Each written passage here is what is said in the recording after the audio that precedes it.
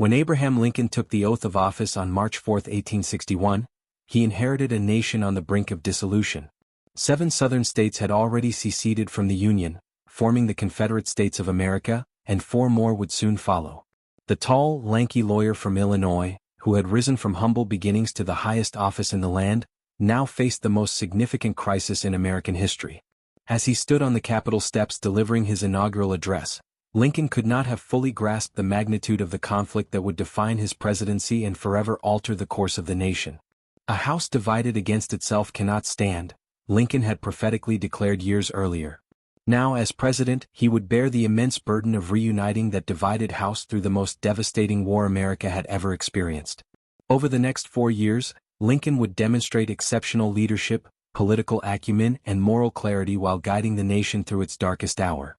His decisions would not only preserve the Union but fundamentally transform American society by ending the institution of slavery and redefining the meaning of freedom and equality. This essay examines Lincoln's presidency during the Civil War, exploring his evolution as a leader, his military and political strategies, his approach to the slavery question, and the lasting impact of his leadership during this pivotal moment in American history. Lincoln's election in November 1860 served as the catalyst for Southern secession. Though he had pledged not to interfere with slavery where it already existed, his opposition to its expansion into new territories and his association with the anti-slavery Republican Party alarmed Southern slaveholders. By the time of his inauguration, 7 states had already left the Union, established a provisional government in Montgomery, Alabama, and elected Jefferson Davis as their president. In his inaugural address, Lincoln attempted to reassure the South, declaring, "I have no purpose, directly or indirectly, to interfere with the institution of slavery in the states where it exists. I believe I have no lawful right to do so, and I have no inclination to do so." Yet he also made it clear that secession was unconstitutional and that he would hold, occupy, and possess federal properties in the seceded states. The fragile peace was shattered on April 12, 1861, when Confederate forces opened fire on Fort Sumter in Charleston Harbor, forcing its surrender. Lincoln's call for 75,000 volunteers to suppress the rebellion prompted 4 more Southern states, Virginia, Arkansas, Tennessee, and North Carolina, to secede. The Civil War had begun, and Lincoln now faced the monumental task of preserving the Union through military force. Few presidents have faced such a daunting challenge upon taking office. Lincoln had virtually no military experience, save for a brief stint in the Illinois militia during the Black Hawk War of 1832, where he saw no combat. The regular army numbered just 16,000 men, most stationed on the western frontier. The Navy consisted of only 90 ships, many in disrepair or stationed abroad. The federal bureaucracy was infiltrated with Southern sympathizers, and the Treasury was nearly empty. Moreover, Lincoln confronted a divided North. While most Northerners opposed secession, they disagreed sharply on the war's objectives and the measures necessary to achieve victory. Democrats, particularly those in the border states in the Midwest, favored a limited war to restore the Union with slavery intact. Radical Republicans, by contrast, saw the conflict as an opportunity to destroy slavery and remake Southern society. Lincoln would need to balance these competing factions while building support for a war that would prove far longer and bloodier than anyone initially anticipated. Perhaps Lincoln's greatest challenge was his role as commander-in-chief. With limited military experience and a professional officer corps of questionable loyalty and competence, Lincoln had to develop a coherent military strategy and find generals capable of implementing it. Lincoln's initial strategy was straightforward: blockade Southern ports to strangle the Confederate economy, secure the border states to prevent further secession, and divide the Confederacy by controlling the Mississippi River. He also authorized an advance on the Confederate capital of Richmond, Virginia, hoping for a quick victory that would end the rebellion. These plans quickly unraveled. The first major battle at Bull Run, Manassas, in July 1861 ended in a humiliating Union defeat, shattering illusions of a short war. In the Western Theater, Union forces struggled to gain control of the Mississippi River and its tributaries. Meanwhile, the blockade, while gradually tightening, failed to immediately cripple the Southern economy. Lincoln's greatest frustration lay with his generals, particularly George B. McClellan, commander of the Army of the Potomac. Though skilled at organizing and training troops, McClellan was overly cautious and consistently overestimated Confederate strength. His reluctance to engage the enemy led to repeated delays and missed opportunities, testing Lincoln's patience. Lincoln's response revealed his pragmatic approach to leadership. He educated himself on military strategy, regularly visiting the War Department Telegraph Office to receive the latest dispatches and poring over books on military science. He familiarized himself with maps, troop movements, and logistics, developing a remarkable grasp of strategic and tactical considerations. More importantly, Lincoln proved willing to learn from mistakes and adapt his approach. After cycling through a series of unsuccessful commanders, McDowell, McClellan, Pope, Burnside, Hooker, he eventually found his general in Ulysses S. Grant.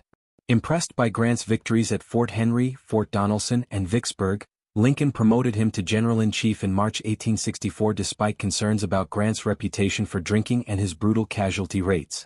"I cannot spare this man," Lincoln reportedly said of Grant. "He fights."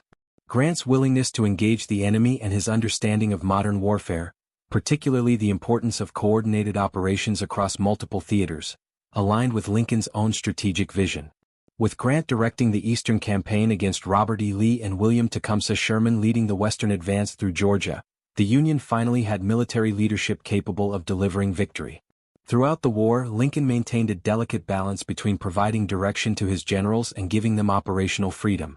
He articulated clear strategic objectives while allowing his commanders to determine the best means of achieving them. When necessary, however, he intervened decisively, as when he overruled McClellan's objections to the Emancipation Proclamation or insisted that Grant continue pressing Lee despite horrific casualties in the Overland Campaign of 1864.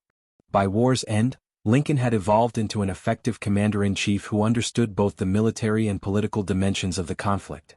His willingness to learn, adapt, and make difficult decisions in the face of setbacks proved crucial to the Union's ultimate victory. No aspect of Lincoln's presidency has generated more scholarly debate than his approach to slavery. Critics have questioned his commitment to black freedom, pointing to his support for colonization, the resettlement of freed slaves outside the United States, his slow path to emancipation, and his primary focus on preserving the Union rather than abolishing slavery. Yet a careful examination of Lincoln's wartime policies reveals a leader whose views on race and slavery evolved significantly. While Lincoln always personally opposed slavery, calling it a moral, social, and political evil, his early approach was cautious and constrained by constitutional concerns. He initially believed he lacked the authority to interfere with slavery in the states where it existed, and he feared alienating the crucial border slave states that remained in the Union. Lincoln's first efforts focused on gradual, compensated emancipation with colonization for freed slaves. In March 1862, he proposed such a plan to Delaware, Maryland, Kentucky, and Missouri, offering federal compensation to slaveholders. Congress supported this approach, abolishing slavery in the District of Columbia with compensation to owners and prohibiting slavery in the territories. However, as the war progressed, Lincoln moved toward more radical measures. Several factors influenced this shift: the need for black soldiers to supplement Union forces, the realization that emancipation would weaken the Confederate war effort, pressure from radical Republicans and abolitionists, and the bravery of black soldiers which challenged racial prejudices.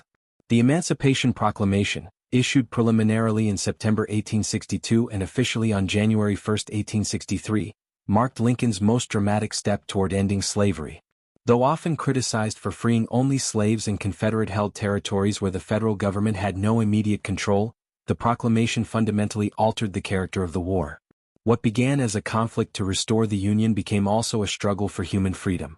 It authorized the enlistment of black soldiers, eventually bringing nearly 200,000 African Americans into Union ranks.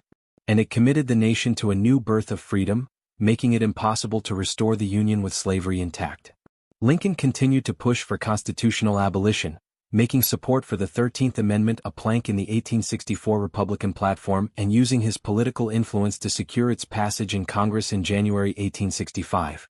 Though he did not live to see its ratification, Lincoln had set in motion the legal destruction of American slavery.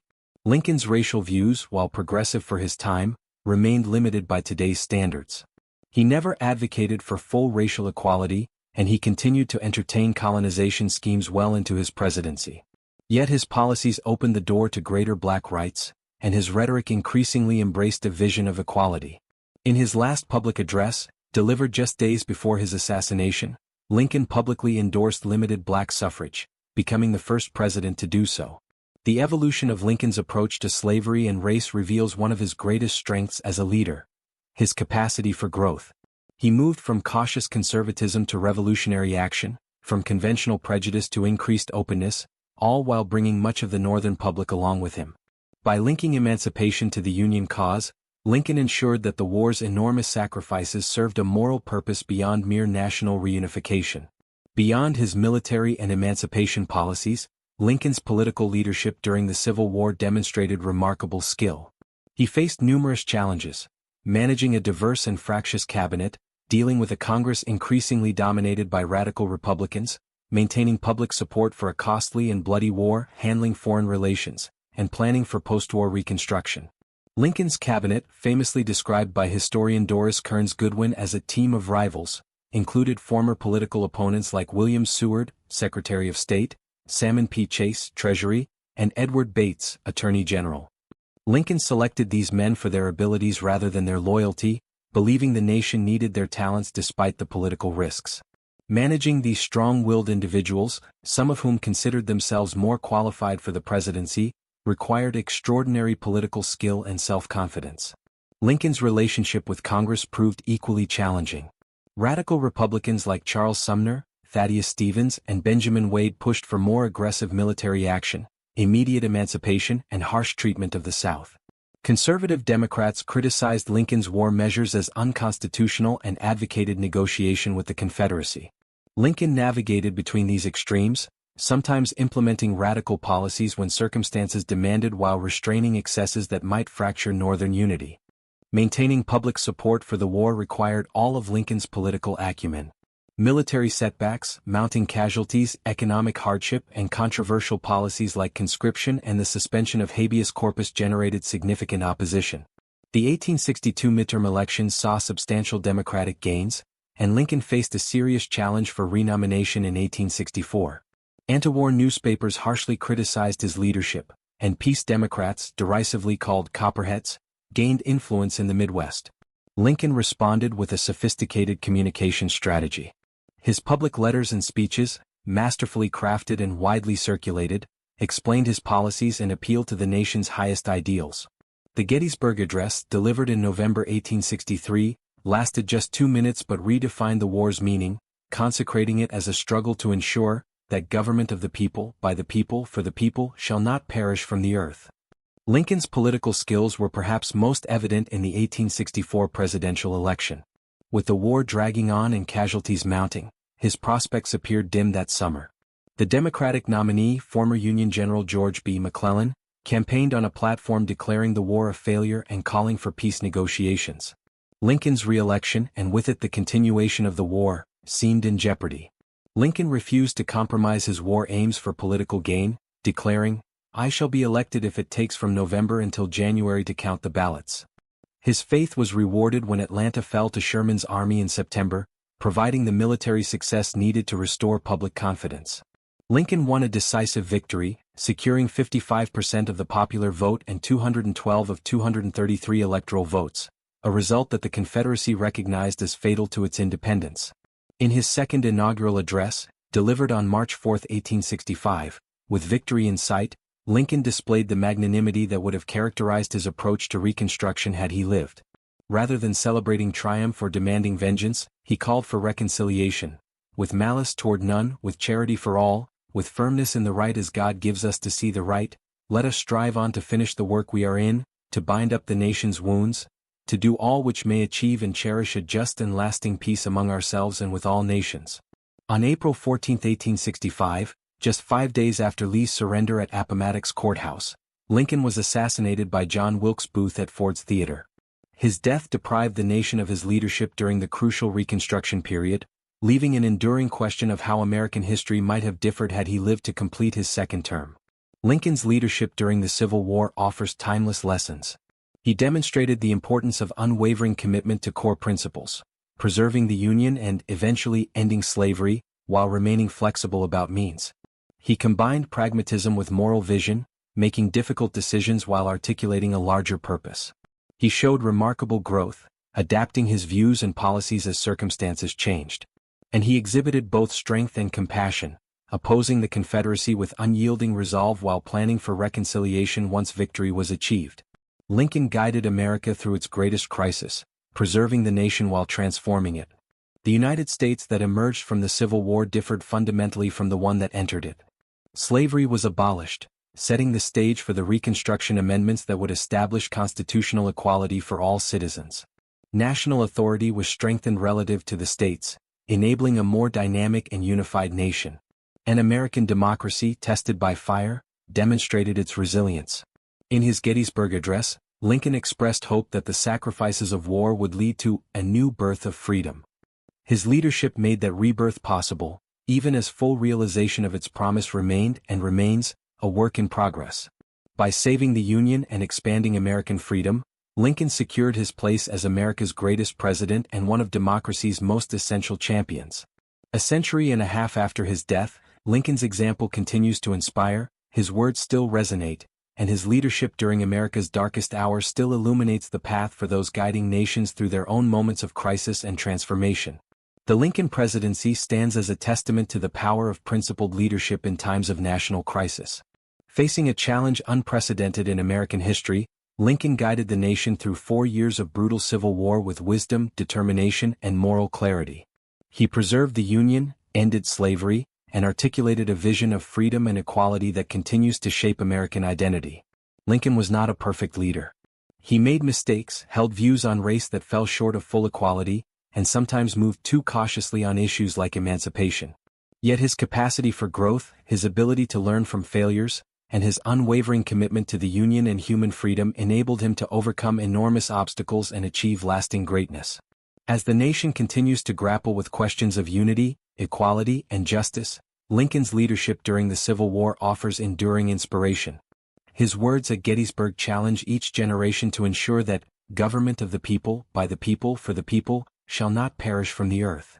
His second inaugural address reminds us of the importance of reconciliation and healing after conflict. And his personal journey from frontier poverty to presidential greatness affirms the democratic promise that continues to define the American experience.